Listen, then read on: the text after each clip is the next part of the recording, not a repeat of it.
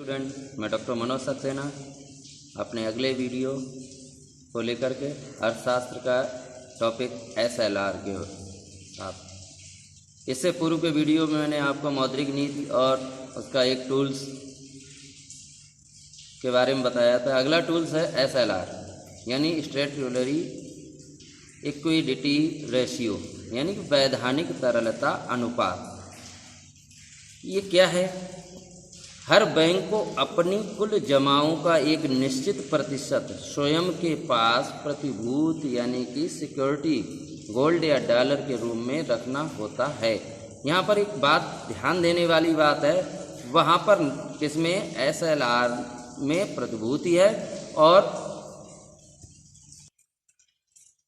SLR में प्रतिभूति है और CRR में क्या था? नकद था, कैश। ध्यान देने वाली बात है क्या?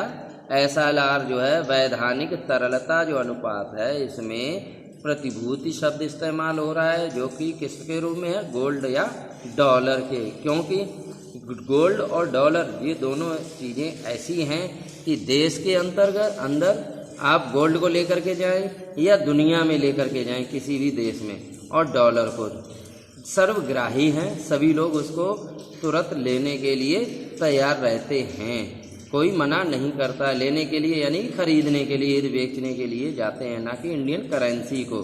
कुछ लिमिटेशन है, उसके साथ कुछ देश हैं जो हमारा व्यापार करते हैं इंडियन करेंसी में होता है, ऐसी बात नहीं है। लेकिन गोल्ड और डॉलर है, ये प्रतिभूति के रूप में बैंक जो हैं कहाँ पर रखते हैं? RBI के पास। पिछले में हमने आपको किसमें CRR के बारे में बताया था, उसमें नकद रखते थे RBI के पास, और इसमें क्या रखते हैं? प्रतिभूति के रूप में यानी कि सिक्योरिटी के रूप में गोल्ड या डॉलर। इसे लिक्विड एसेट यानी तरल संपत्ति कहते हैं। तरल संपत्ति क्यों? क्योंकि इसकी लिक्विडिटी है, यानी कि इसको जो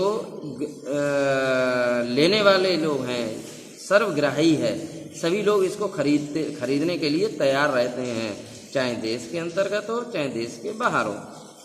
ऐसा क्यों होता है? ये एसेट यानी कि लिक्विडिटी एसेट यानी कि वैधान SLR जो है वो क्यों बैंक्स अपने पास रखती हैं?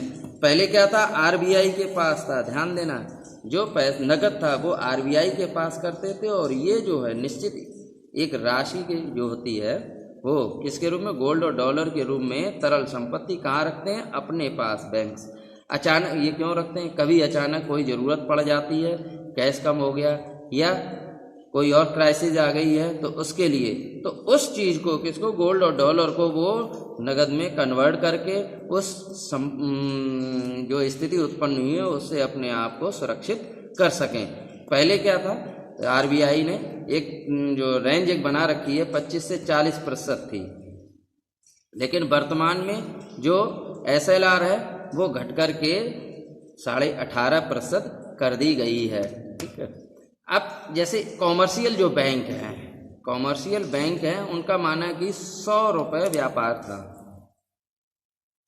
यानी कि उनके पास 100 रुपये कैश था, उसमें 18.5 रुपये जो है वो डॉलर या गोल्ड के रूप में वो असेट यानी कि लिक्विड असेट यानी कि किसी प्रतिभूति अपने पास अलग रिजर्व रखेंगे।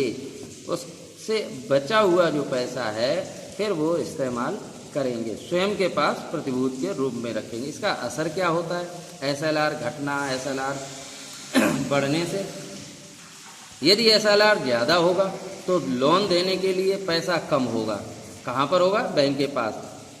मैंने आपको पिछले CRR में बताया था, तो उसमें क्या था? 100 रुपये को जब वहाँ पर CRR 10 से 15% कर दिया गया तो उनके बैंक के पास तरलता थी, पैसे जो थे वो कम हो गए थे जो लोन देने के लिए उसके पास 85 होते।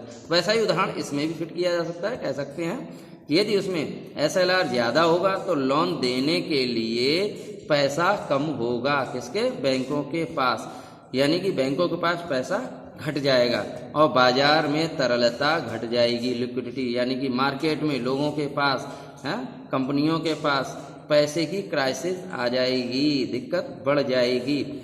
इस SLR को इसके द्वारा जो महंगाई यानी कि मुद्रास्फीति होती, बाजार में पैसा ज़्यादा है तो पैसा कैसे सोखते हैं?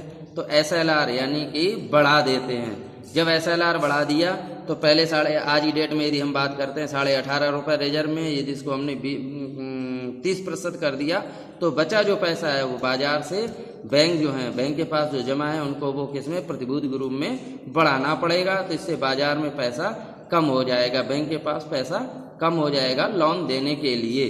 दूसरा इसका प्रयोग होता है मंदी में, जब मुद्रा संकुचन होता है, आने पर स्थिति में बाजार में पैसा कम है, अभी पैसा ज़्यादा था अब बाजार में पैसा कम है, तो उसको पैसे को कैसे बढ़ाया जाए, तो SLR को घटा दिया, यानी कि 30% था उसको घटा करके हमने कितना 18.5, आज की डेट की यदि हम बात करते हैं तो 18.5 कर दिया। तो जो 30 और 18.5 का अंतर है वो पैसा किसके पास आ गया, जो कॉमर्शियल बैंक्स हैं उनके पास। जब उनके पास वो 30 और 18.5 का जो अंतर है, जो इसका जो अंतर है वो पैसा कहाँ पर, बैंक के पास बढ़ जाएगा। जो बैंक के पास जो बढ़ जाएगा तो वो पैसा मार्केट में वो लोन के रूप में, ऋण के रूप में उपलब्ध कराएंगे, जिससे अपना व्यापार कर सके बैंक्स। ठीक है, तो जब लोगों के पास पैसा आने लगे, बाजार में लिक्विडिटी बढ़ जाएगी, तो उससे जो मंदी है, डिमांड है वो बढ़ने लगती है, मंदी है वो दूर हो जाती है, जिससे कि ये स्थितियां जो मार्केट में उत्पन्न होती हैं मुद्रा के रूप में वह परिवर्तित हो जाती हैं। RBI इन चीज़ें टूल्स का समय समय पर प्रयोग करती रहती है, चाहे वो CRR हो, SLR हो। ठीक है बच्चों, मुझे उम्मीद है कि यहाँ तक का टॉपिक आपको CRR और SLR का जो मैंने आपको बताया है, आज का जो टॉपिक था SLR, आपको अवश्य समझ में आया होगा। अगले पॉइंट के साथ मैं फिर अगले वीडियो में आपके सामने उपस्थित होऊंगा एक नए टूल्स के साथ, मौद्रिक नीति के। We take care, okay bye.